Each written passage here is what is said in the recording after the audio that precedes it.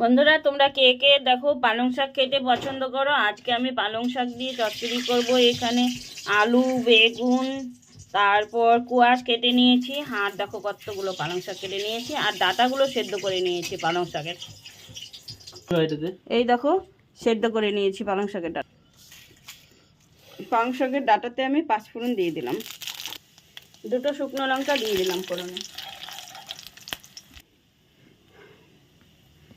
আস্তে আস্তে দিই, নাহলে তেল কাটিয়ে দিয়ে সব দিয়ে দিলাম। তো লবণ দিয়ে দিলাম 1 চামচ, দিয়ে দেবো হলুদও দিয়ে দিলাম 1 চামচ। সবজি কষানো হতে হতে আমি এখন পালং শাকের ডাঁটাগুলো উঠিয়ে দিয়ে দিব সবজি। দেখো বন্ধুরা, ঢাকাটা খুলে নিই, অল্প নেড়ে নিলাম।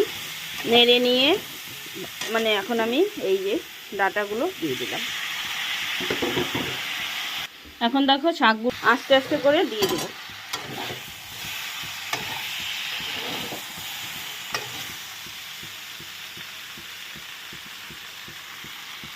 শাকগুলো দিয়ে দিয়ে দেখাচ্ছি।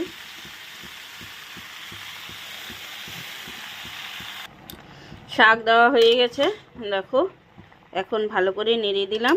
এখন ঢাকা চাপা দিয়ে দিব। এই দেখো শাকগুলো আছে, সব সেদ্ধ হোক। কেমন লাগলো বন্ধুরা জানিও। এখন ঢাকাটা উঠিয়ে নেড়ে দিই। দেখো সুন্দর মজে গেছে না? কত সুন্দর মজে গেছে। এখন আমি নেড়ে দিচ্ছি। পাহাড়ের মতো শাক তরকারি হয়ে গেছিলো। দেখো এখন কতটুকু হলো। এখন 2টো বাসনে তুলে নেব।